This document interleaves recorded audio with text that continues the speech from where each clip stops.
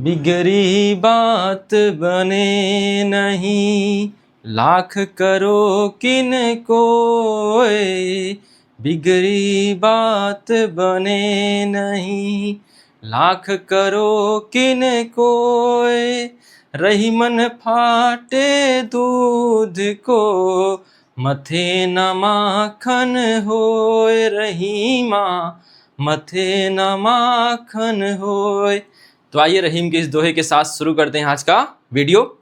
हमने पिछले वीडियो में देखा था रसायन विज्ञान चैप्टर 2 अध्याय 2 अम्ल क्षारक एवं लवण, ठीक है। और इसमें हमने पढ़ लिया था उदासीनीकरण अपक्रिया। अम्ल और क्षारकों की परस्पर क्रिया से लवण और जल का बनना उदासीनीकरण अपक्रिया कहलाता है, ठीक है।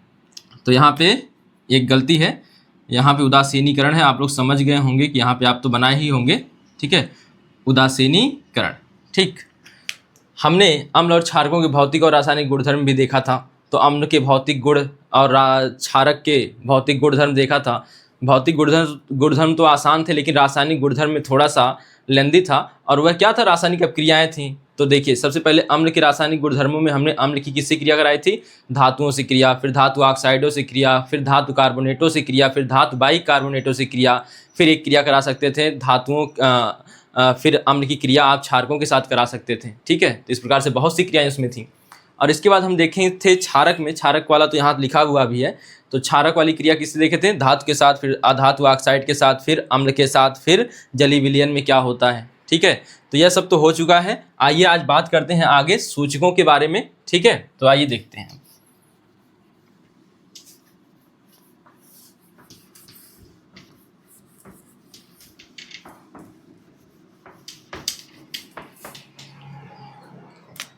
तो हमारी हेडिंग है आज की सूचक। अंग्रेजी में इसी को बोलते हैं इंडिकेटर, इंडिकेटर्स, ठीक है। सूचक मतलब सूचना देने वाला। जैसे गाड़ी चल रही है तो दोनों तरफ इंडिकेटर लगे होते हैं। तो आप अगर राइट वाला इंडिकेटर जलाते हैं, इसका मतलब आपको राइट में जाना है, पीछे वालों को क्या दे रहा हो? सूचना दे रहा है, ठीक है। लेफ्ट वाला जलाएंगे तो आपको यानी वह सूचना दे रहा है कि आपको राइट में जाना है। अगर राइट वाला जलाएंगे तो आपको राइट में जाना है, ठीक है। तो यह सूचना दे रहा है कि आपको किस तरफ जाना है, पीछे वाले उसी हिसाब से अपने आप को एडजस्ट कर सकें।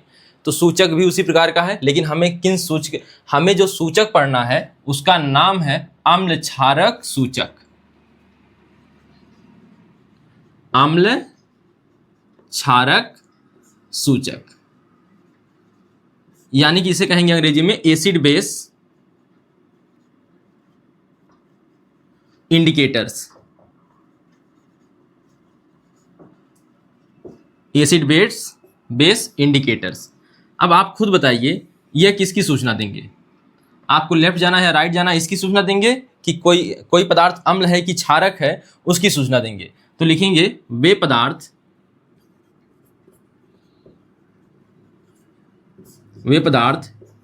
जो किसी रासायनिक यौगिक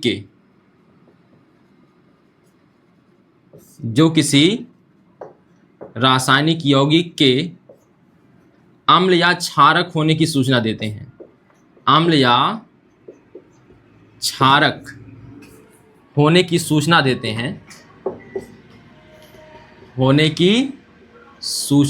हैं, क्या कहलाते हैं? अम्ल क्षारक सूचक कहलाते हैं। अम्ल क्षारक सूचक कहलाते हैं,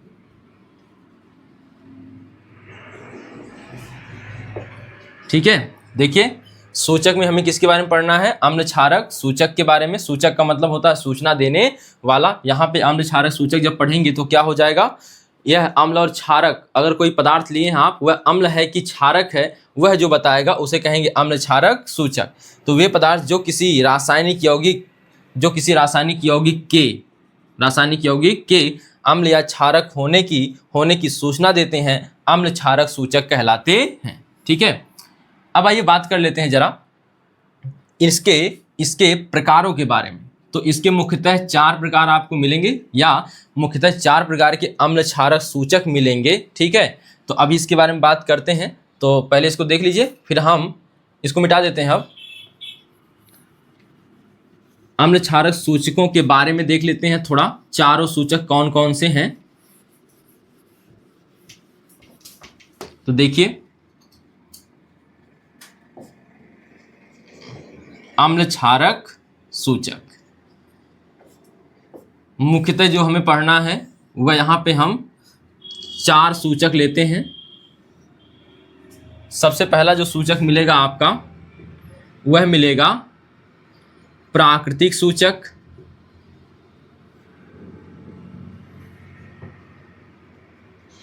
अंग्रेजी में क्या बोलेंगे, नेचुरल इंडिकेटर्स। दूसरा, इसके बाद जो प्रयोगशाला में बनाया जाए तो उसे क्या बोलेंगे, प्रयोगशाला में बनने वाली चीजों को हम बोलते हैं संश्लेषित सूचक। इसे क्या बोलेंगे अंग्रेजी में, इसे बोलते हैं सिंथेटिक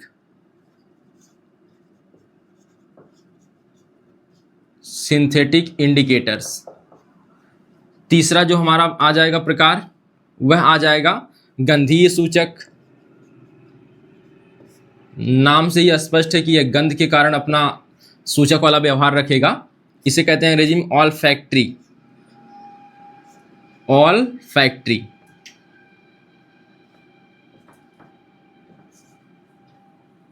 फैक्ट्री इंडिकेटर्स। यहां पे 1 मिनट, ऑल्फैक्टरी इंडिकेटर्स। और जो आखिरी है उसे कहते हैं सार्वत्रिक सूचक, जो कि सार्वत्रिक सूचक ही सबसे ज्यादा मान्य है। इसी में सार्वत्रिक सूचक में ही इसे कहते हैं अंग्रेजी में क्या कहेंगे, यूनिवर्सल इंडिकेटर्स। इसी के अंतर्गत हमको पढ़ना होता है पीएच स्केल या पीएच मान, इसी में पढ़ते हैं हम लोग, ठीक है। तो सबसे पहले बात करते हैं प्राकृतिक सूचक की। अगर प्राकृतिक सूचक की बात करें तो क्या होते हैं, तो प्रकृति में कुछ ऐसे पौधे पाए जाते हैं जो अम्ल और क्षारकों के साथ भिन्न भिन्न रंग देते हैं, उन्हें ही कहा जाता है प्राकृतिक सूचक। तो प्रकृति में पाए जाने वाले पौधे जब किसका काम करते हैं, अम्ल क्षारक सूचक का, तो उन्हें हम कहते हैं प्राकृतिक सूचक। तो ये प्रकृति में, या लिखेंगे जो सूचक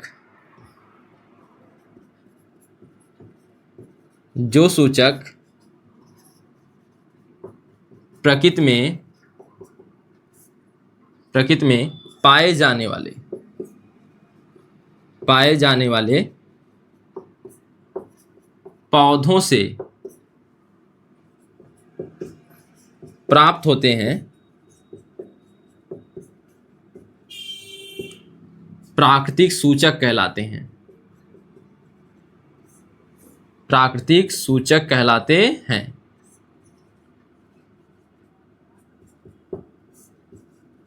अब यह देखिए, इसका एग्जाम्पल क्या हो जाएगा। सबसे पहला एग्जाम्पल हो जाएगा, आप बार बार एक नाम सुन रहे हैं, लिटमस पेपर, ठीक है। लिटमस पेपर डायरेक्ट तो नहीं होता है, लिटमस पेपर जिससे बनाया जाता है वह प्रकृति से प्राप्त होता है। लिटमस पेपर को बनाने के लिए हमें प्रयोग करना होता है लाइकेन। किसका प्रयोग, लाइकेन को, इसी को आप जानते हैं अपनी भाषा में काई के नाम से, ठीक है। तो इसमें यूज किया जाता है लाइकेन। काई एक पौधा होता है, उससे बनाया जाता है, ठीक है। तो लिटमस पेपर आपने एक जान लिया होगा, आप एक जानते होंगे हल्दी, ठीक है। क्या है, हल्दी है, लिटमस पेपर है, हल्दी है, और भी है, ठीक है। तो इस प्रकार से आप यहाँ पे आदि लिख सकते हैं, ठीक। अब देखिए, संश्लेषित सूचक, इन्हें कहाँ बनाया जाएगा, प्रयोगशाला में।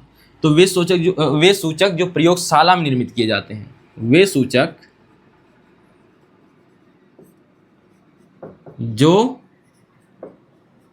प्रयोगशाला में निर्मित किए जाते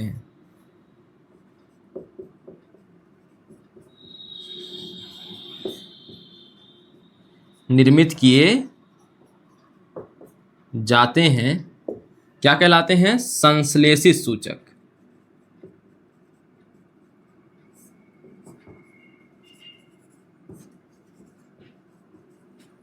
संश्लेषित सूचक कहलाते हैं।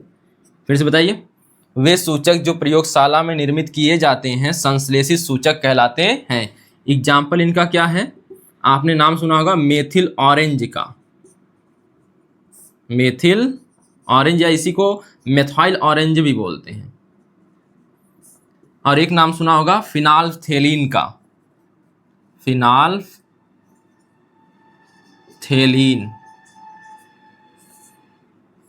ये आधा फा है, आधा ला है, आधा फा है, फिर था है।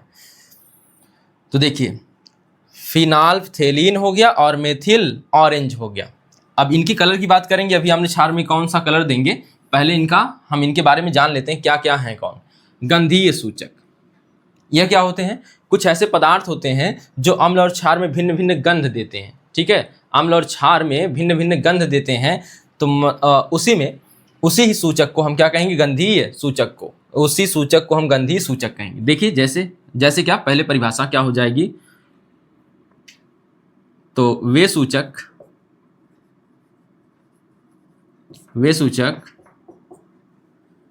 जो अम्ल और क्षारक, अम्ल व क्षारकों में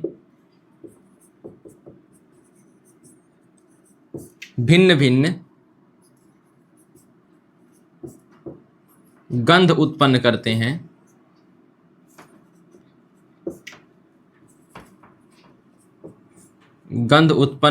हैं, क्या कहलाते हैं? गंधीय सूचक कहलाते हैं। गंधीय सूचक कहलाते हैं। एग्जाम्पल में बताइए। एग्जाम्पल में देखिए, एक आपने तो ये मसाले वाला एक भाग सुना होगा लौंग, एक सुना होगा प्याज, एक सुना होगा जो आइसक्रीम खाते हैं आप लोग फ्लेवर में वैनिला। ठीक है, यह है। तो वे सूचक जो अम्ल व क्षारकों में भिन्न भिन्न गंध उत्पन्न करते हैं गंधीय सूचक कहलाते हैं। आइए अगला देखते हैं जो आखिरी है। इसके बारे में हम लोग अलग से जानेंगे। ठीक है, सार्वत्रिक सूचक जो होता है वह कई सूचकों का मिश्रण होता है। तो कई सूचकों को मिलाकर एक मिश्रण तैयार किया जाता है जो हाइड्रोजन आयनों के प्रति, जो हाइड्रोजन की सांद्रताओं के प्रति क्या करता है? हाइड्रोजन आयन की सांद्रताओं के प्रति भिन्न भिन्न रंग प्रदर्शित करता है, उसे ही सार्वत्रिक सूचक कहा जाता है। तो यह कुछ नहीं, यह कई सूचकों का मिश्रण है। कई सूचकों का मिश्रण है। ठीक है, जो क्या करता है? हाइड्रोजन आयनों की सांद्रताओं के प्रति भिन्न भिन्न रंग प्रदर्शित करता है। तो भिन्न भिन्न हाइड्रोजन आयन की सांद्रता लेंगे तो भिन्न भिन्न रंग प्रदर्शित करेगा।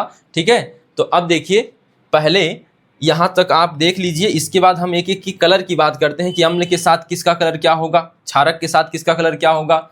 ठीक है, तो यहाँ पे हम देखेंगे किसके कलर की बात? प्राकृतिक सूचक और संश्लेषित सूचक।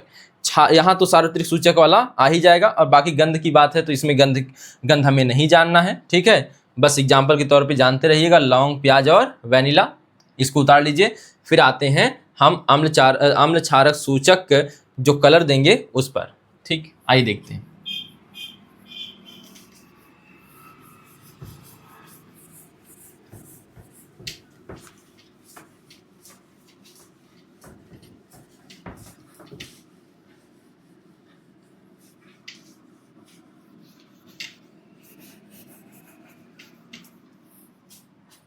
सबसे पहले बात करते हैं प्राकृतिक सूचक।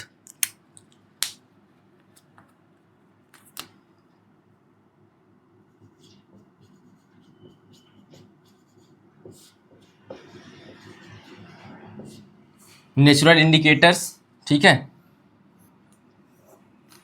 एक तरफ लिखेंगे अम्ल में रंग,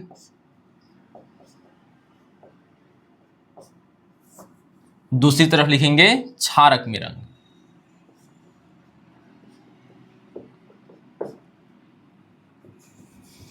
देखिए, सबसे पहले प्राकृतिक सूचक को लिखना है। तो प्राकृतिक सूचक में आपने सबसे पहले कौन सा लिखा था? Litmus paper. किससे बनता है? लाइकेन से, लिटमस पेपर।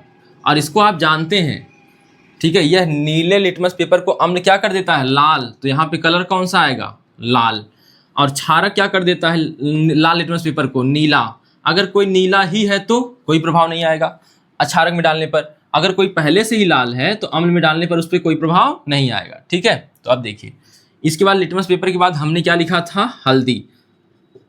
हल्दी का जो नेचुरल कलर है वह क्या है, रेडिश टाइप का है, हल्का लाल टाइप का है। लेकिन आप देखिए हल्दी कलर कैसा करती है, पीला प्रदान करती है। तो अम्ल में कैसा कलर आएगा, पीला। अम्ल में कैसा कलर आएगा, पीला। और हल्दी का जो क्षारक में रंग होगा वह होगा भूरा लाल। भूरा लाल यह किसी का नाम नहीं है, यह रंग का नाम है, भूरा लाल। ठीक है, ब्राउनी रेड। अब यहां देख लीजिए यह प्राकृतिक सूचक है, अम्ल में रंग कैसा होगा, क्षारक में कैसा रंग होगा। ठीक है, तो आपको जो याद रखना है वह यह याद रखेंगे, लिटमस पेपर का रंग अम्ल में लाल और क्षारक में नीला होता है, बस यह याद रखिएगा, इसको याद करने की जरूरत नहीं है।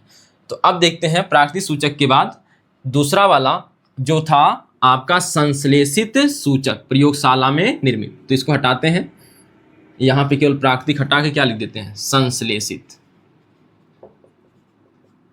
संश्लेषित सूचक यहां पे हटा देते हैं, कलर हटा देते हैं क्योंकि कलर आएगा दूसरा। दो हमने देखा था संश्लेषित सूचक में, पहला कौन, एक देखा था मेथिल ऑरेंज, मेथिल ऑरेंज। दूसरा देखा था फिनाल्फथेलीन।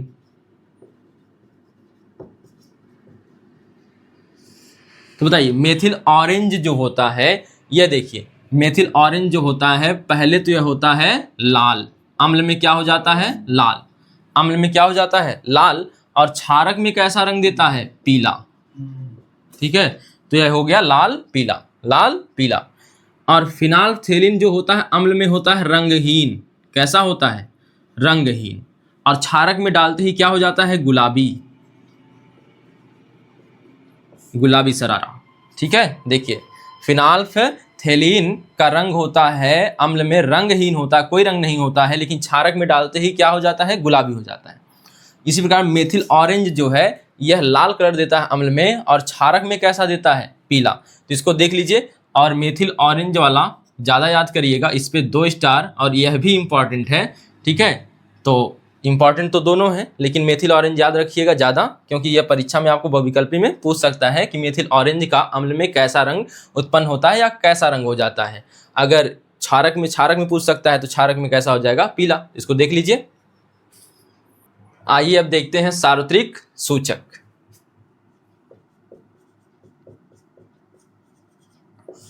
सार्वत्रिक सूचक को ही सर्वव्यापी सूचक भी कहते हैं, सर्वव्यापी सूचक। और इसी का दूसरा नाम है, अंग्रेजी वाला नाम है यूनिवर्सल इंडिकेटर्स, यूनिवर्सल इंडिकेटर्स। देखिए, तो इसकी अलग से बात करनी थी, तो आइए बात करते हैं। तो सार्वत्रिक सूचक कहते क्या हैं, तो अगर आप जाने तो कई सूचकों का यह मिश्रण होता है। तो कई सूचकों को मिलाकर, कई सूचकों को मिलाकर एक मिश्रण तैयार किया जाता है, एक मिश्रण तैयार किया जाता है, तैयार किया जाता है। अब इसी मिश्रण को हम कहते हैं सार्वत्रिक सूचक। यह क्या करता क्या है कि तैयार किया जाता है जो हाइड्रोजन आयनों की विभिन्न सांद्रताओं के प्रति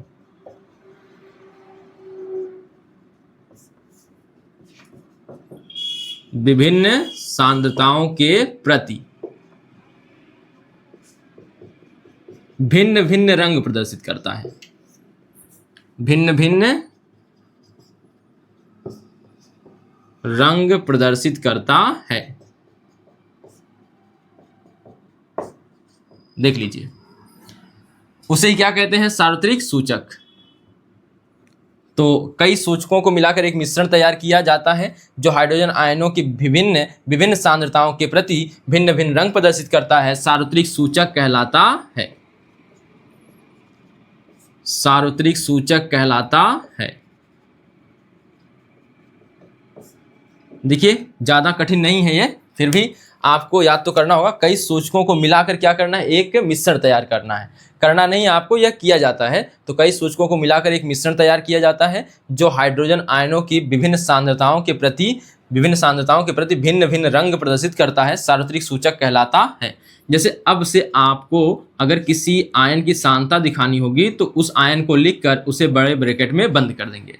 तो इसे क्या पढ़ेंगे, हाइड्रोजन आयन की सांद्रता। अगर हमें OH आयन की सांद्रता चाहिए तो हम OH आयन लिखकर हम बड़े ब्रैकेट में बंद कर देंगे, इसे कहेंगे OH आयन की सांद्रता। ठीक है, तो इसको देख लीजिए। अब बात करते हैं इसी में बात करेंगे जब इस सार्वत्रिक सूचक को, सार्वत्रिक सूचक को किसी विलयन में डाला जाता है जो कि अम्ल या क्षारकीय विलयन हो।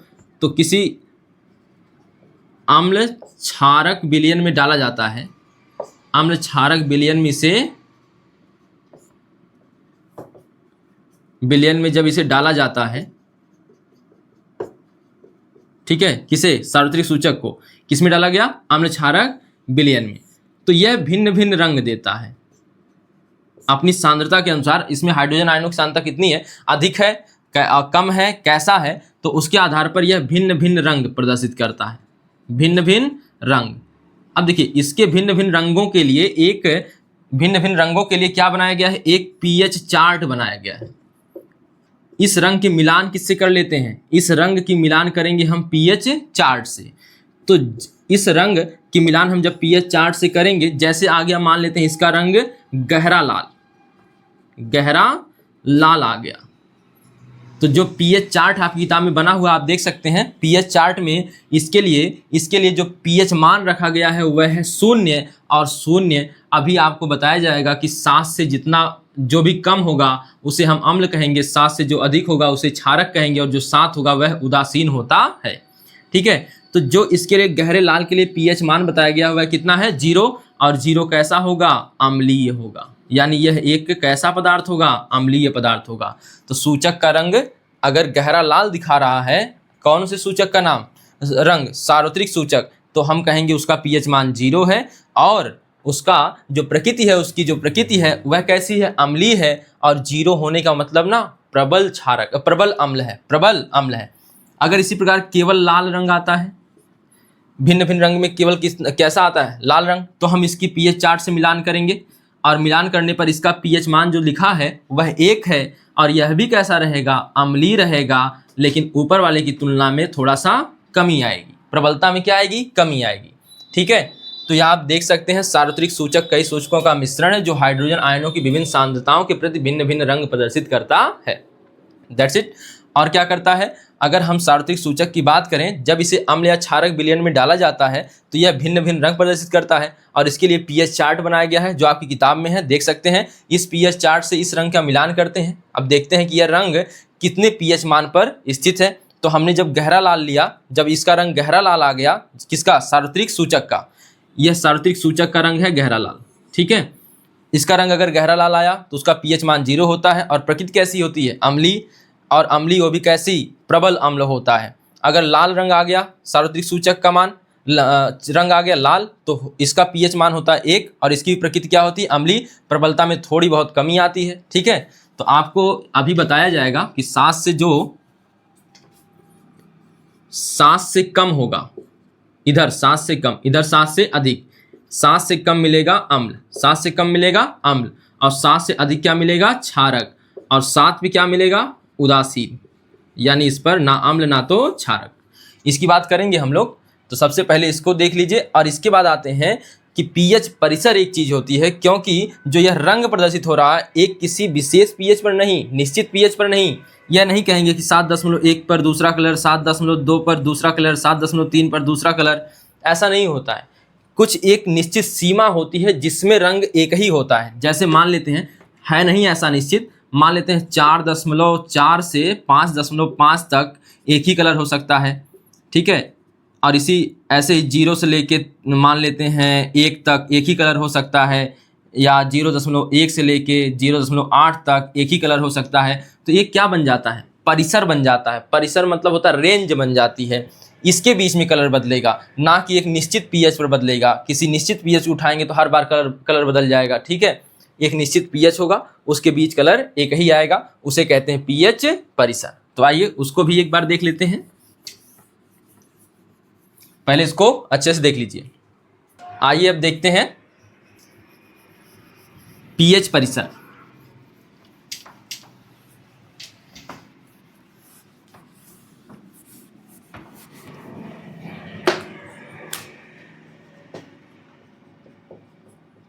अंग्रेजी में इसे कहते हैं पीएच रेंज, ठीक है। रेंज लिखे हैं, रंगा भाई नहीं है। देखिए पीएच परिसर। पीएच परिसर क्या होता है? तो किसी अम्ल क्षारक सूचक का रंग, किसी अम्ल क्षारक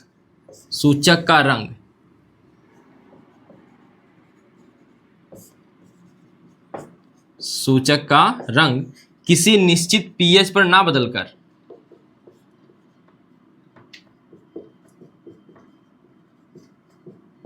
किसी निश्चित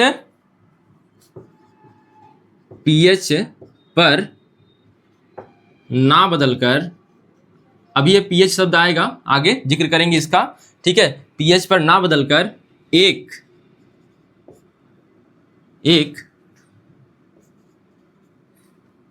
निश्चित किसी विशेष पीएच पर, किसी निश्चित पीएच पर ना बदलकर एक पीएच सीमा में बदलता है। देखिए किसी अम्ल क्षारक सूचक का रंग किसी निश्चित पीएच पर ना बदलकर एक पीएच सीमा में बदलता है, पीएच सीमा में बदलता है, जिसे मतलब किसे? इस पीएच सीमा को, जिसे पीएच परिसर कहते हैं, जिसे पीएच परिसर कहते हैं, पीएच परिसर कहते हैं, ठीक है। वही जैसे समझाया ना कि 0.1 से लेके और यहाँ तक मान लेते हैं 0.9 तक कोई अलग कलर है, तो यह देखिए एक सीमा बन गई, इसकी एक सीमा हो गई, तो इसे ही कहते हैं पीएच रेंज, ठीक है, या फिर कहते हैं पीएच परिसर। यह नहीं होगा कि 0.1 पर अलग कलर, 0.11 पर अलग कलर, 0.12 पर अलग कलर, ऐसा नहीं होगा हर पीएच पर ही बदलता रहे, ऐसा नहीं हो सकता। बल्कि ऐसा होगा कि एक पीएच की सीमा होगी, एक पीएच मान की सीमा होगी, जिसके बीच एक ही कलर आएगा, इसे ही पीएच परिसर कहा जाता है, ठीक है। देख लीजिए। तो आइए अब बात करते हैं इसके बाद जल का आयनिक गुणनफल। यह हो गया हमारा यहाँ तक पीएच परिसर वाला हो गया। अब बात करेंगे किसकी? जल का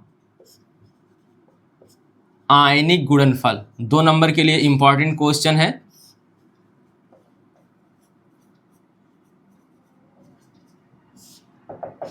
देखिए सबसे पहले बताइए जल जो होता है वह क्या होता है? इसका अणुसूत्र H2O। अगर हम पूछे इसमें कौन कौन से आयन है, तो एक H+ आयन है, एक OH- आयन है। तो जल का आयनिक गुणनफल की बात करते हैं। तो आयनिक गुणनफल मतलब इन्हीं आयनों का क्या, जब भी आयनिक गुणनफल की बात होगी यहाँ पे, तो इसकी सांद्रताओं का गुणनफल, इसकी किसका गुणनफल? इनकी सांद्रताओं का, किसकी? जल में उपस्थित आयनों की। जल का आयनिक मतलब जल में उपस्थित आयन, और गुणनफल मतलब सांद्रताओं का। तो यहाँ जब भी बड़ा ब्रैकेट लगाएंगे आप क्या समझेंगे? सांद्रता। बड़ा ब्रैकेट जब भी लग जाए आयन के साथ तो हम क्या कहेंगे? उसे सांद्रता। तो देखिए जल में उपस्थित आयनों की सांद्रताओं का गुणनफल, सांद्रताओं का गुणनफल क्या कहलाता है? जल का आयनिक गुणनफल कहलाता है। इसे हम Kw से प्रदर्शित करते हैं। किससे प्रदर्शित करते हैं? Kw से। अब प्रयोगों द्वारा यह सिद्ध हुआ है कि स्थिर ताप पर क्या होता है, या 25 डिग्री सेंटीग्रेड पर, स्थिर ताप पर 25 डिग्री सेंटीग्रेड स्थिर ताप है, इस पर पाया गया है 1 × 10⁻⁻14। ठीक है, यहाँ पे एक शोभा के लिए लगा है बस। ठीक है, 10⁻14 होता है Kw मतलब जल का आयनिक गुणनफल। सीधा सी बात है कि क्या होगा जल का आयनिक गुणनफल? H2O मतलब होता है, इसमें 2 आयन है, एक H+ आयन है, एक OH- आयन है। इन दोनों की सांद्रताएं ले लेंगे, उनका गुणा कर देंगे, तो वही आता है जल का आयनिक गुणनफल, या फिर कहते हैं KW। प्रयोगों द्वारा सिद्ध है कि यह कितना आएगा अगर स्थिर ताप पर लिया जाए, यानी 25 डिग्री सेंटीग्रेड पर सामान्य ताप पर लिया जाए, तो यह आएगा 1 × 10⁻14। ठीक है, समझ में आया? तो इसको हम परिभाषित कर लेते हैं, क्योंकि परीक्षा में तो परिभाषा ही काम में आएगी। देखिए,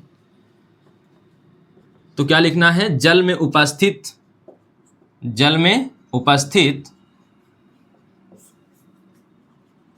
आयनों कोष्टक में क्या लिख सकते हैं? H+ व OH- आयनों की सांद्रताओं का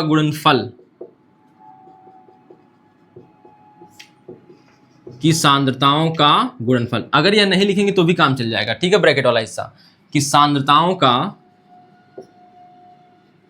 गुणनफल। यहां एक ही शब्द अपने से याद करना है, सांद्रताओं को लाना है, ठीक है, बाकी आयन तो दिया ही हुआ है। तो जल में उपस्थित आयनों की सांद्रताओं का गुणनफल जल का आयनिक गुणनफल कहलाता है। जल का आयनिक गुणनफल कहलाता है। इसे किससे प्रदर्शित करते हैं? तो इसका संकेत हम यहाँ पे छोटे शब्द में लिख देते हैं। संकेत क्या है इसका? KW। W नीचे लगा हुआ है, ठीक है, ऐसे है KW। इसका संकेत क्या है? KW। तो प्रयोगों द्वारा अगर बात करें, अभी जो हमने बात की, प्रयोगों द्वारा 25 डिग्री सेंटीग्रेड पर KW का मान क्या आया है? KW का मान जो होता है, पहले ये बताइए KW है क्या? तो H+ आयन की सांद्रता गुणे OH- आयन की सांद्रता। अब आपको पता चल गया होगा, बड़ा ब्रैकेट लगाने का मतलब क्या, यहाँ सांद्रता से है, ठीक है, और यहाँ पे कुछ नहीं है, तो इसका मतलब क्या है? गुणे है। इनका गुणनफल कितना आता है? 1 × 10⁻14। ठीक है, याद रखिएगा, एक आध सवाल कभी भी बन सकता है। तो यह आता है जल का आयनिक गुणनफल 25 डिग्री सेंटीग्रेड पर सामान्य ताप पर, या फिर कहें स्थिर ताप पर। तो यहाँ पे एक शब्द और जोड़ सकते थे, स्थिर ताप पर। स्थिर ताप पर जल में उपस्थित आयनों की सांद्रताओं का गुणनफल जल का आयनिक गुणनफल कहलाता है, जिसे KW से प्रदर्शित करते हैं। प्रयोगों द्वारा 25 डिग्री सेंटीग्रेड पर जिसे स्थिर ताप माना जाता है, KW = H+ ion × OH- ion. यह नहीं है, क्या है? H+ आयन की सांद्रता गुणे OH- आयन की सांद्रता बराबर 1 × 10⁻14। 1 × 10⁻14। आई बात समझ में? तो इसको एक बार उतार लीजिए, फिर आते हैं हम लोग pH पर। आइए अब बात करते हैं pH की। सबसे पहले बात करेंगे pH स्केल की, जिसे सोरेनसन ने बनाया था। सोरेनसन डेनमार्क के रसायनज्ञ हैं। तो आइए देखते हैं pH स्केल।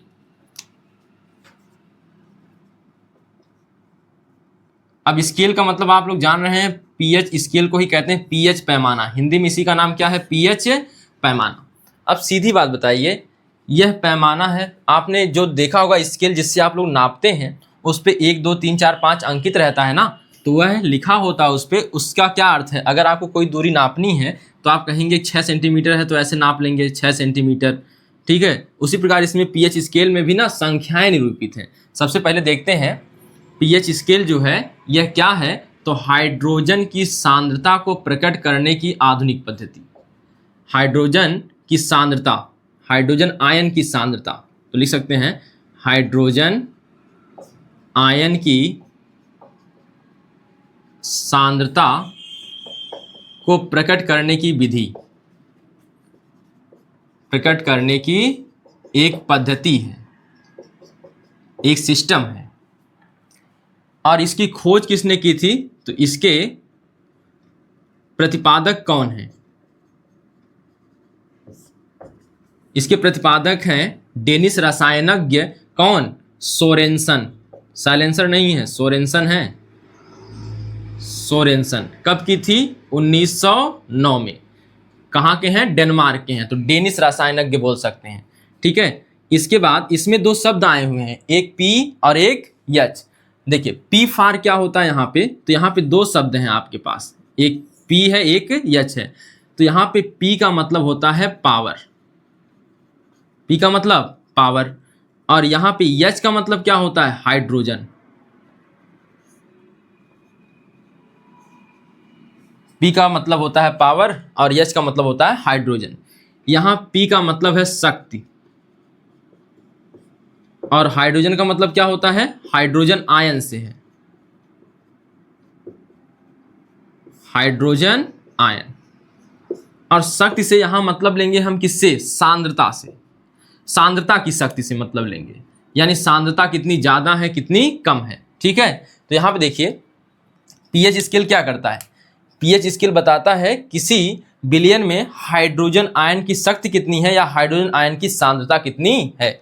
तो पीएच स्केल क्या व्यक्त करता है, किसी विलयन में हाइड्रोजन आयन की शक्ति या सांद्रता कितनी है। ठीक है, इसके प्रतिपादक कौन है, सोरेनसन है। यह क्या, यह है जो है हाइड्रोजन आयन की सांद्रता को प्रकट करने की क्या है, पद्धति है, हाइड्रोजन आयन की सांद्रता को प्रकट करने की पद्धति है। तो अगर इसके बारे में लिखना होगा तो क्या लिख सकते हैं, हाइड्रोजन आयन की सांद्रता को प्रकट करने की पद्धति एक नई पद्धति है जिसे पीएच स्केल कहते हैं, और इसके प्रतिपादक सोरेनसन है जो कि डेनिश रसायनज्ञ हैं। इसमें दो शब्द हैं, एक पीएच, एक पी है, एक एच है, जिसमें पी का अर्थ है पावर, पी का अर्थ है पावर। और सबसे पहली बात जो यह है पीएच एक लैटिन भाषा का शब्द है जिसे हम कहते हैं पोटेंज, क्या कहते हैं, पोटेंज। उसी का अंग्रेजी है अनुवाद पावर, और पावर का हिंदी अनुवाद है क्या, शक्ति। पी का पावर हो गया और पावर से हो गई शक्ति। तो यहाँ पे सबसे पहले कौन सा शब्द आएगा, पोटेंज। पोटेंज से क्या आएगा, पावर, और पावर की हिंदी शक्ति, और शक्ति की शक्ति जब यहाँ पर शक्ति जिसके लिए आया है वह क्या है, सांद्रता के लिए। ठीक है, तो P फॉर पोटेंज, पोटेंज का अंग्रेजी अनुवाद पावर, और H फॉर तो हाइड्रोजन हो ही जाएगा। और एक चीज और, इस पीएच स्केल है तो संख्याएं जरूर निरूपित होंगी, तो इस पर 0 से 14 तक संख्याएं अंकित हैं, 0 से 14 तक संख्याएं अंकित हैं। ठीक है, अब यहाँ पे आपको हम समझाएं तो पीएच स्केल जो बनती है ऐसे मान लेते हैं। ठीक है, यहाँ पे बीच में क्या हो जाएगा, तो बीच में 0 और 14 के बीच में कौन आएगा, 7। यहाँ पे आ जाएगा क्या, 0, इसके बीच में 1 2 3 4 5 6।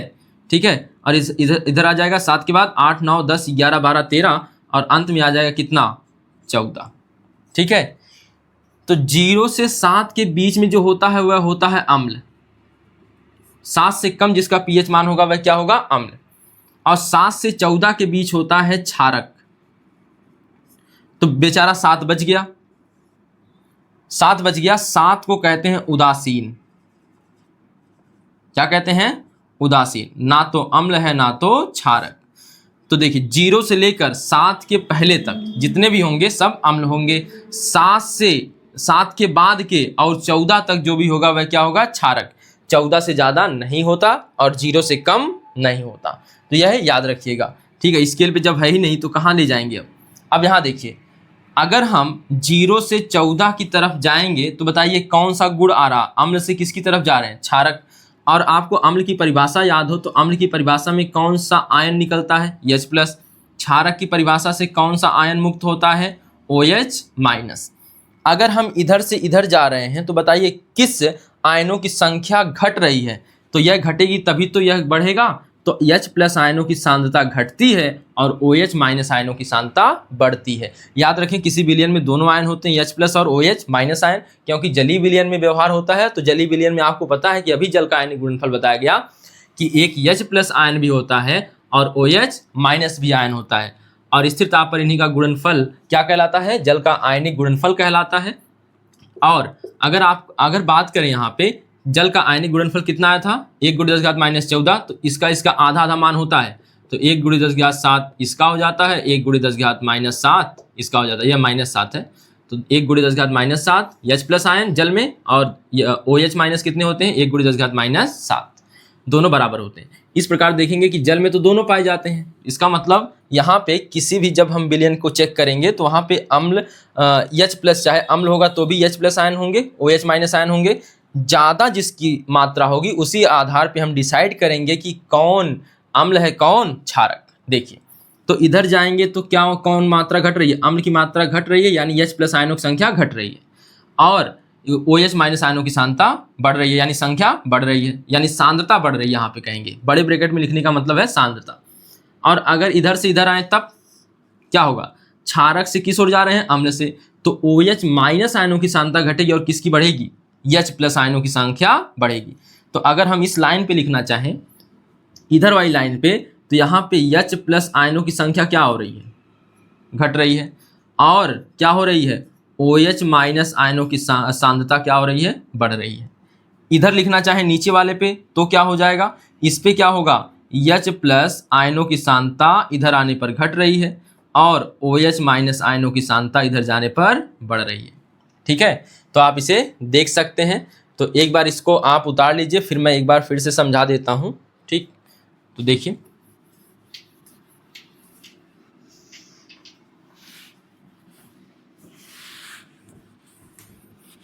तो सबसे पहले बताइए कि पीएच स्केल की खोज किसने की, सोरेनसन ने। सोरेनसन कहाँ के थे, डेनिश रसायनज्ञ हैं, यानी कि डेनमार्क के थे। और यह क्या दर्शाता है, पीएच जो स्केल है यह दर्शाता है पीएच की हाइड्रोजन की सांद्रता, हाइड्रोजन आयनों की सांद्रता को प्रकट करने की पद्धति है।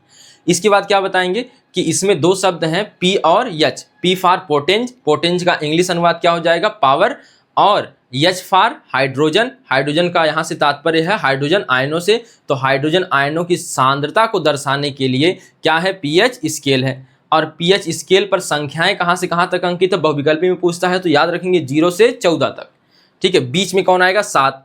तो 7 के पहले वाले यानी 0 तक क्या हो जाएंगे, सब अम्ल हो जाएंगे। 7 के बाद 14 तक क्या हो जाएगा, क्षारक हो जाएगा। और 7 पे जो रहेगा वह क्या कहलाएगा, उदासीन कहलाएगा। ठीक है, अब आइए बात करते हैं पीएच स्केल को, एक बार हम फिर से देख लेते हैं। जैसे आप स्केल होती है आपकी, हम वैसे ही बनाएं। ठीक, यहां पर क्या हो जाएगा, 0, यहां पे बीच में है, यहां पर कितना हो जाएगा, 7, और यहां पर कितना हो जाएगा, 14। ठीक है, तो इधर वाला हिस्सा क्या कहलाएगा, क्षारक, इधर वाला क्या कहलाएगा, अम्ल, और बीच वाला क्या कहलाएगा, यह पॉइंट उदासीन। ठीक है, देखिए उदासीन 0 पे नहीं होता है।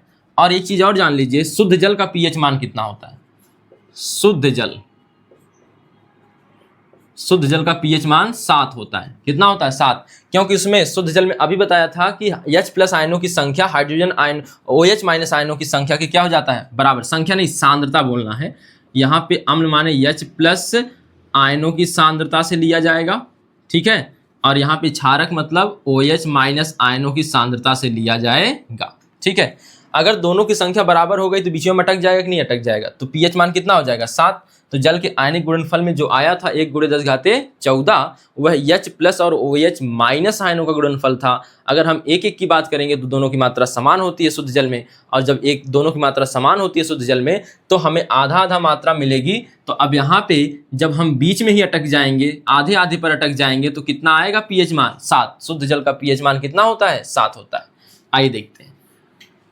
अब यहाँ पे एक लाइन अभी हम समझा रहे थे, अगर इधर जा रहे हैं, ठीक है, यहां से यानी अम्ल की तरफ से क्षारक की ओर जा रहे हैं, तो H प्लस आयनों की सांद्रता क्या हो रही है, H प्लस की घट रही है सांद्रता और OH की बढ़ रही है। यानी क्या बढ़ रही है, तो क्षारकता बढ़ रही है, क्षारकता बढ़ रही है।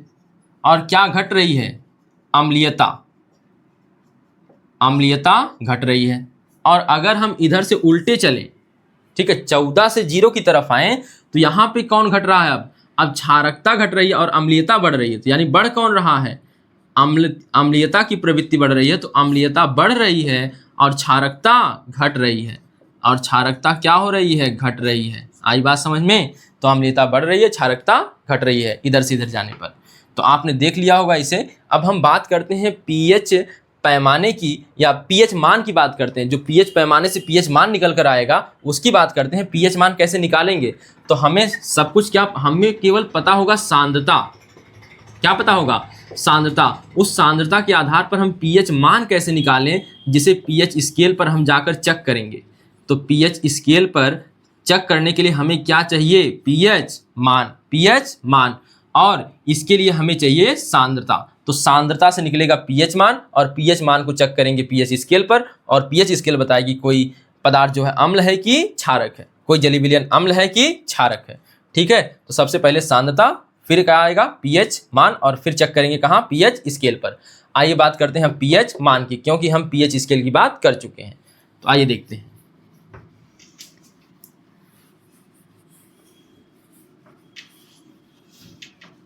आसान सी परिभाषा देखिए, सबसे पहले तो पीएच का फार्मूला जो होता है, पीएच वैल्यू या पीएच मान, यह क्या होता है। तो पीएच मान को यहाँ हटाएं तो पीएच मान मिलता किसके बराबर है, तो minus log log H plus ion की सांद्रता एट बेस 10। देखिए इसकी परिभाषा बनानी है, तो सबसे पहले ये बताइए कि यह कौन सा आयन है, एच प्लस आयन यानी हाइड्रोजन आयन। एच प्लस आयनों की क्या, बड़ा ब्रैकेट मतलब सांद्रता का ऋणात्मक कैसा मान, लघुगणकीय मान पीएच मान कहलाता है। तो आइए परिभाषा बनाते हैं इसी सूत्र से हम परिभाषा बनाएं तो पीएच मान बराबर, या पीएच मान की परिभाषा क्या मिलेगी, पीएच वैल्यू अंग्रेजी में कहते हैं। तो किसी जलीय विलयन में उपस्थित H प्लस आयनों की, किसी जलीय विलयन में उपस्थित H प्लस आयनों की सांद्रता का ऋणात्मक लघुगणकीय मान पीएच मान कहलाता है। तो क्या लिखेंगे, किसी जलीय विलयन में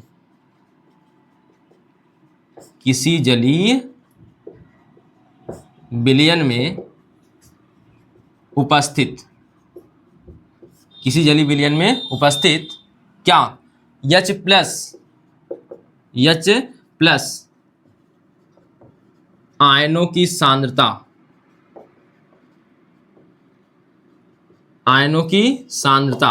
का कैसा मान, ऋणात्मक, और क्या लघुगणकीय का ऋणात्मक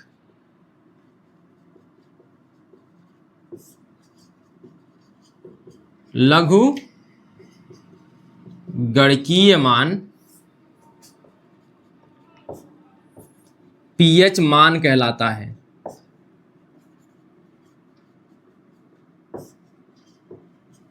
पीएच मान कहलाता है। तो देखिए कितनी आसान सी परिभाषा, सूत्र याद हो तो परिभाषा अपने आप, पीएच बराबर होता है minus log H plus ion की सांद्रता एट बेस 10 आधार 10। तो सूत्र क्या बनेगा, एच प्लस आयनों की सांद्रता का ऋणात्मक लघुगणकीय मान पीएच मान कहलाता है। ठीक है, इसको हम यह लाइनिंग हटाएं तो अब आप देखिए सूत्र भी आपके पास हो गया, अब परिभाषा भी हो गई। तो सूत्र से हमने परिभाषा रटी है, ना कि परिभाषा से हमने सूत्र बनाया। हम सूत्र रट लेंगे, उसके बाद परिभाषा याद हो जाएगी। तो यहाँ पे हम क्या लिख सकते हैं, पीएच बराबर अर्थात करके लिख सकते हैं, पीएच बराबर minus log H plus ion की सांद्रता एट बेस 10। यह हमारा हो जाएगा सूत्र। ठीक है, अब देखिए इसके सभी सवालों को लगाने के लिए, और है शायद बोर्ड में अब नहीं पूछा जाएगा, लेकिन इसके सवालों को लगाने के लिए हमको लॉग जानना पड़ेगा। लॉग जानने के लिए एक वीडियो हमने बनाया है, प्लेलिस्ट बेसिक मैथ के नाम से, और उसमें लॉग यानी लघुगणक के नाम से आपको चैप्टर मिल जाएगा। आप उससे देख लेंगे तो यहाँ समझ में आ जाएगा। जैसे एक सवाल लेते हैं, किसी विलयन में H प्लस आयनों की सांद्रता है 10 की घाते, तो H प्लस आयनों की सांद्रता, देखिए जब भी अब हमें दिखाना होगा सांद्रता को हम बड़ा ब्रैकेट लगा देंगे। सांद्रता है 1 × 10 की घात -8। तो बताइए विलयन का पीएच मान क्या होगा। तो आपको सूत्र क्या पता है, पीएच बराबर minus log H plus ion की सांद्रता एट बेस 10।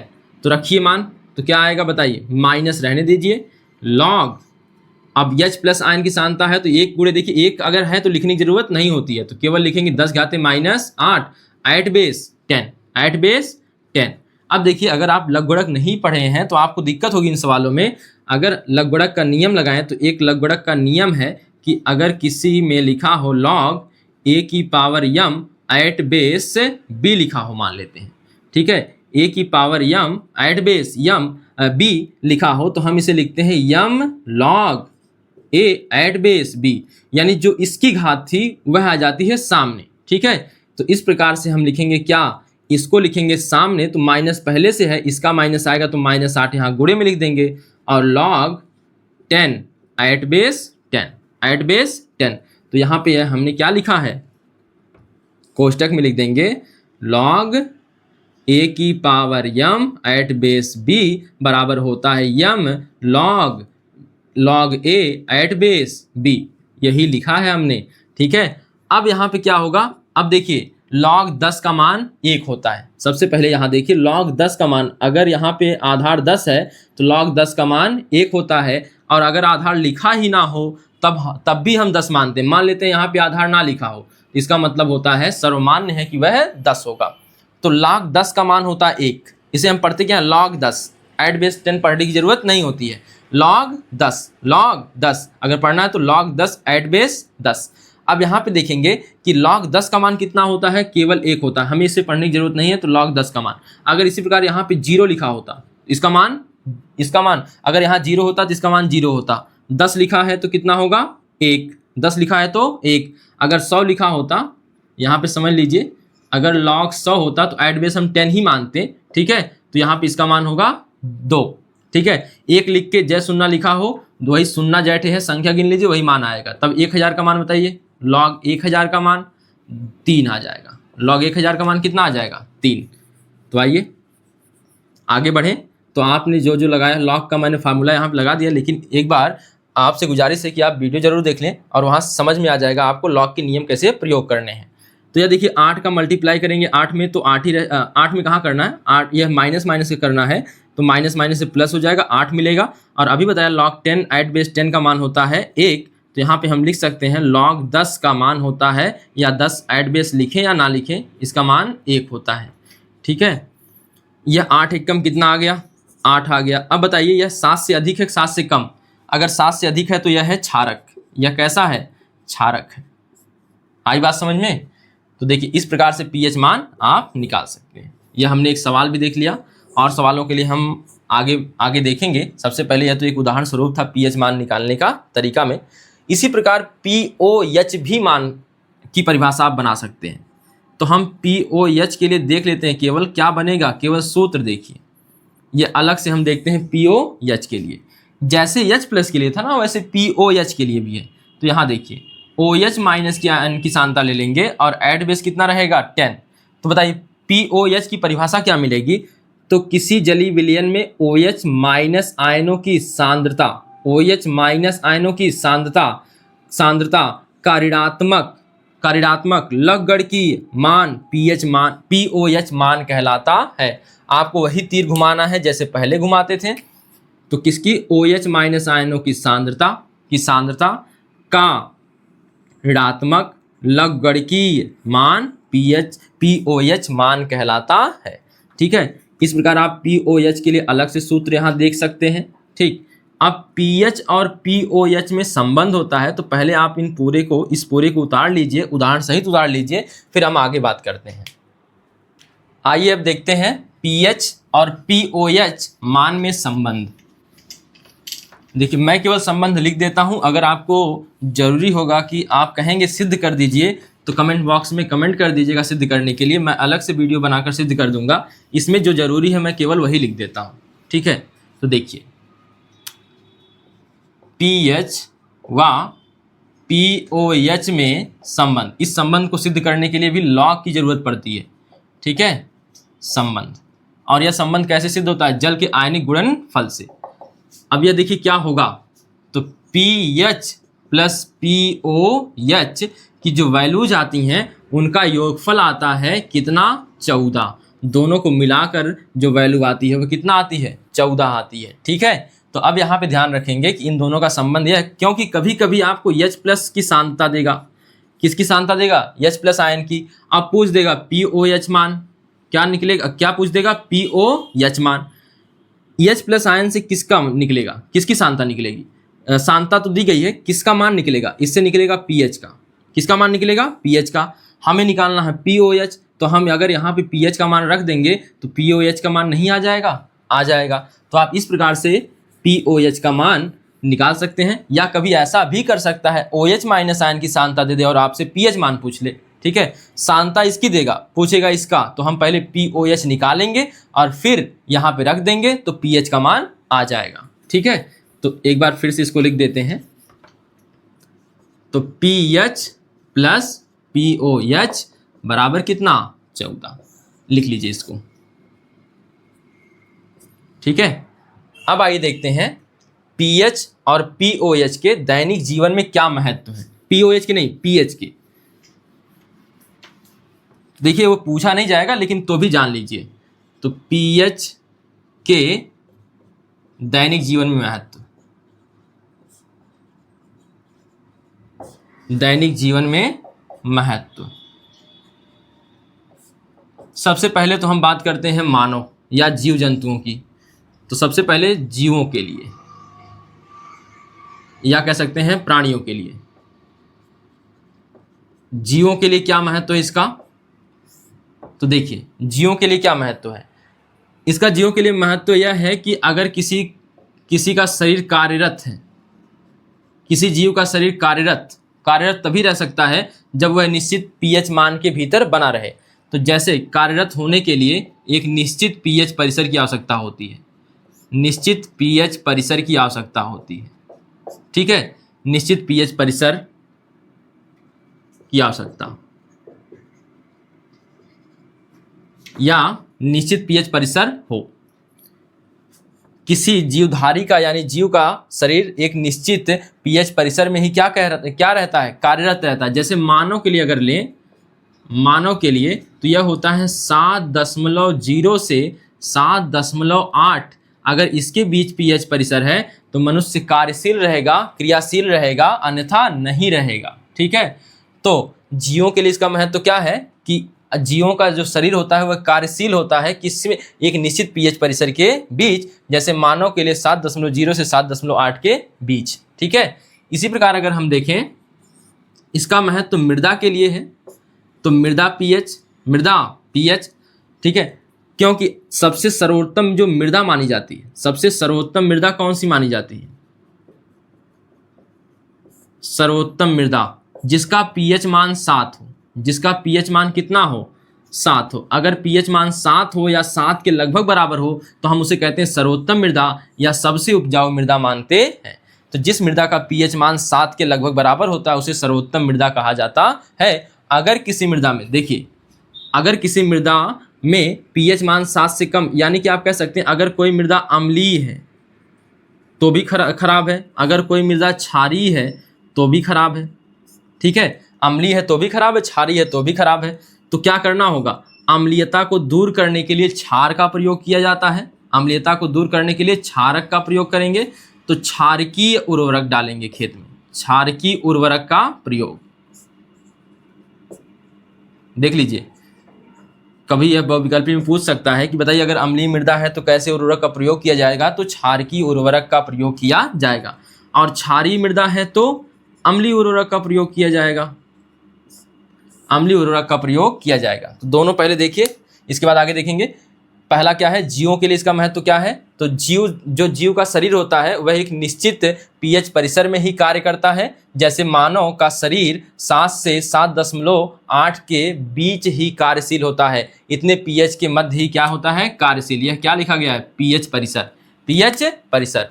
ठीक है, इसी प्रकार दूसरा क्या है? मृदा पीएच। मृदा पीएच यह क्या है?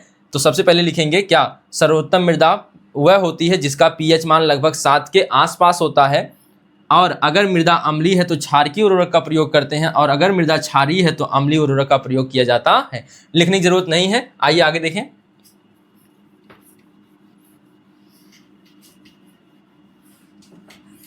मृदा पीएच के बाद आप देखेंगे एक तीसरा जो होगा, आपने दंत क्षय सुना होगा, दांतों का क्षरण। दांतों में जंग तो लगती नहीं है, दांतों का क्षरण होता है। ठीक है, दंत क्षय। अगर जो मुंह का पीएच मान है, मुंह का पीएच मान अगर 5.5 या कहीं कहीं पर लिखा होगा 5.6 से कम हो जाए, कम हो जाए तो दांतों का क्षय होने लगता है, दांतों का क्षय होने लगता है।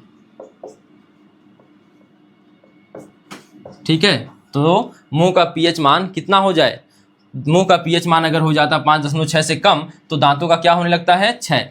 जो दांतों का इनेमल है, एक बात जानिए, दांतों का इनेमल, जो दांत का ऊपरी हिस्सा हमको दिखता है वह इनेमल कहलाता है। तो दांतों का इनेमल जो है वह सबसे कठोर होता है, सबसे क्या होता है, कठोर होता है, ठीक है। और इसका जब क्षय होगा तो कब होगा, जब पीएच मान 5.6 से क्या हो जाए, कम हो जाए।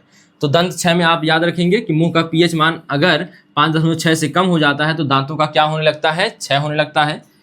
और इसी प्रकार एक और चीज देखिए, जीवों द्वारा डंक मारना, ठीक है, जीवों द्वारा डंक मारना। कुछ जीवधारी ऐसे होते हैं जो डंक मारते हैं तो बहुत चढ़ता है, चढ़ने का मतलब बहुत तेज जलन होती है, ठीक है। जैसे आपको अगर हाथ में कभी मधुमक्खी ने डंक लगाया हो या फिर बिच्छू ने डंक लगाया तो आप देखेंगे बहुत तेज चढ़ता है, बहुत तेज जलन होती है, दर्द होता है बहुत। तो जीव जब डंक मारते हैं तो वो लोग एक प्रकार का अम्ल छोड़ते हैं। तो ज़्यादातर जीव जो होते हैं डंक मारने पर मेथेनोइक अम्ल छोड़ते हैं, मेथेनोइक अम्ल छोड़ते हैं। और इसी को कहते हैं, और इसी को क्या कहते हैं, फार्मिक एसिड, फार्मिक अम्ल। और जब यह अम्ल छोड़ते हैं तो बहुत तेज जलन उत्पन्न करता है, ठीक है। तो इसलिए इसको दूर करने के लिए, अब इसकी जलन को दूर करने के लिए, इससे उत्पन्न होने वाली जलन को दूर करने के लिए अम्ल है, तो याद रखेंगे अम्ल के प्रभाव को केवल क्षारक दूर करता है। तो अम्ल के प्रभाव को दूर करने के लिए हमें क्या करना चाहिए, क्षारक का प्रयोग। अब याद रखेंगे प्रबल क्षारक का प्रयोग मत करिएगा, दुर्बल क्षारक का प्रयोग करेंगे। तो इससे बचने के लिए किसका प्रयोग करते हैं, दुर्बल क्षारक का, ठीक है, दुर्बल क्षारक का प्रयोग करना चाहिए।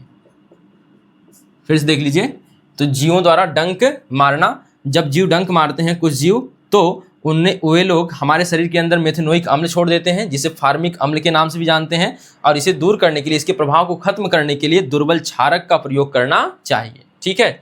तो अब देखिए एक और देखिए, आपने सुना होगा नेटल का पौधा, नेटल का पौधा, ठीक है। इसके जो कांटे होते हैं, इसमें होते हैं कांटे, जब यह किसी को चुभता है, कांटे जब चुभते हैं इसके, तो यह भी उसके शरीर के अंदर मेथेनोइक अम्ल छोड़ देते हैं।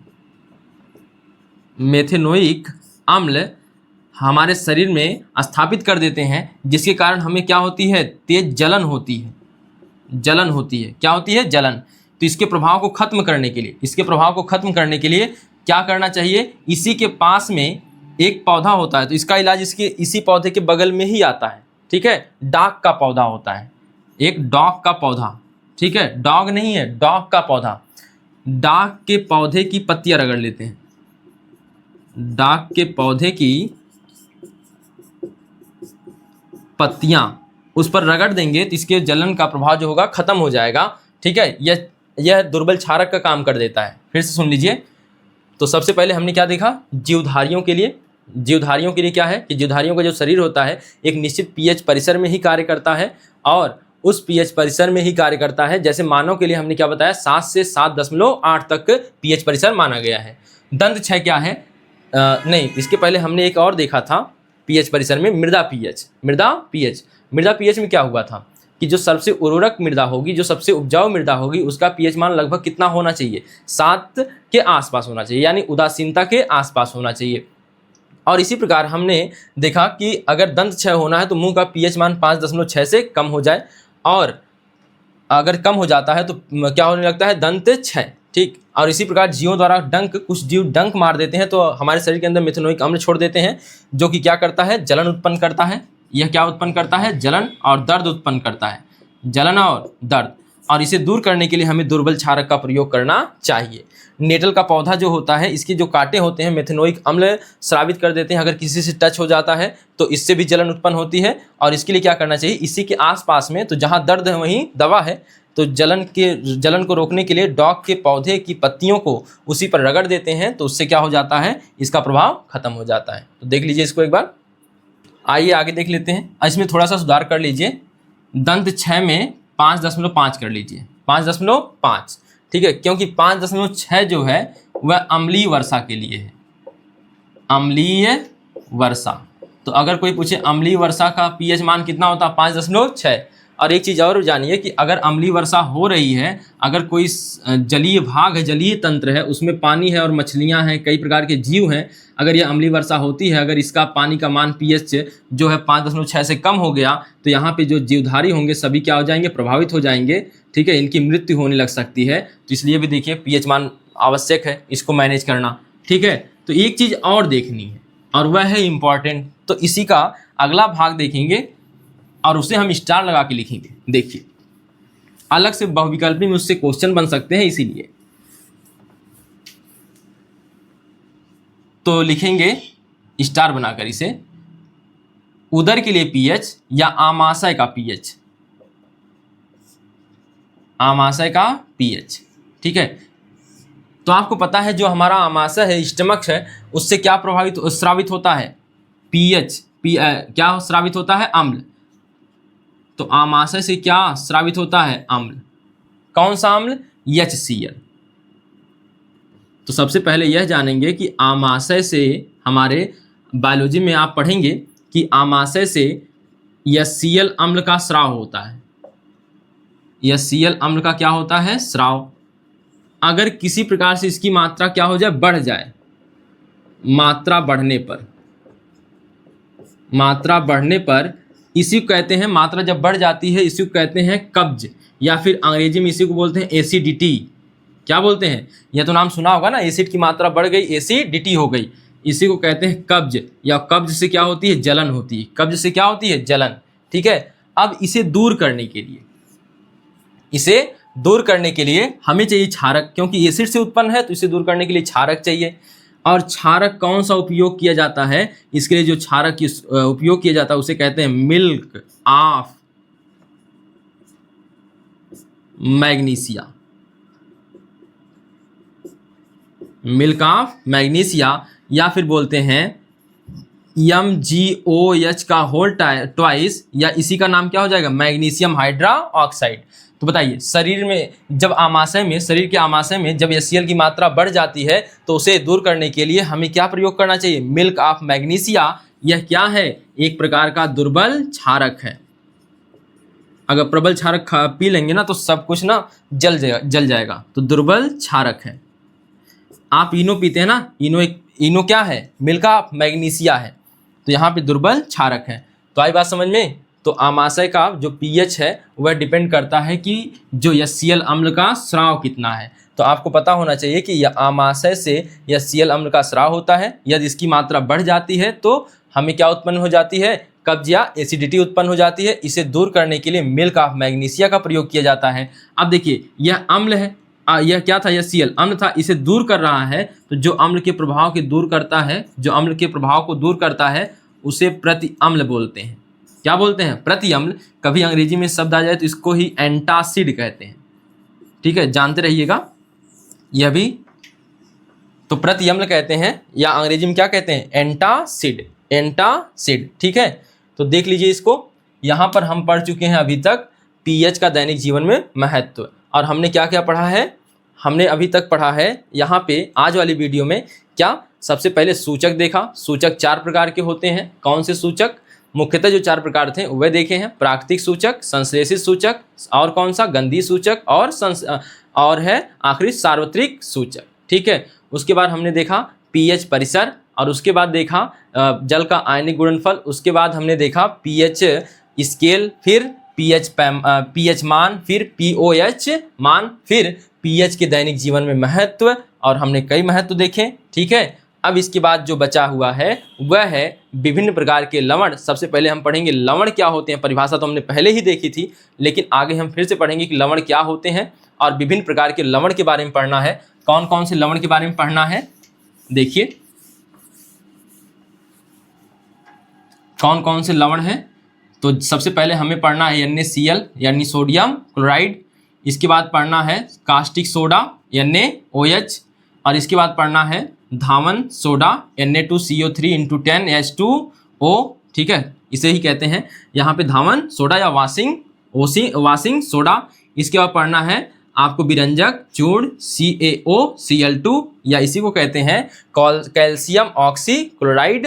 ठीक है, और विरंजक चूर्ण कहते हैं या ब्लीचिंग पाउडर कहते हैं। इसके बाद आपको पढ़ना baking soda NaHCO3, baking soda या खाने वाला सोडा इसी को कहते हैं। एक पढ़ना है POP, जो POP क्या है देखिए, इसे कहते हैं CaSO4 × ½ H2O। यह देखिए 6 हमें लवण पढ़ने हैं, ठीक है। और इसमें क्या क्या पढ़ना है, इन सभी का निर्माण कैसे होगा, इन सभी का निर्माण कैसे होगा, फिर हम पढ़ेंगे भौतिक गुणधर्म और फिर पढ़ेंगे रासायनिक गुणधर्म और फिर पढ़ेंगे इनका उपयोग क्या है। देखिए इन सभी के बारे में यह बातें याद रखनी है। तो निर्माण कैसे होगा, भौतिक गुणधर्म क्या होगा, रासायनिक गुणधर्म क्या होगा, उपयोग क्या होगा, इन 6 के बारे में हमें पढ़ने हैं। तो इस वीडियो में हम यहीं तक रहने देते हैं, फिर मिलते हैं अगले वीडियो में। धन्यवाद।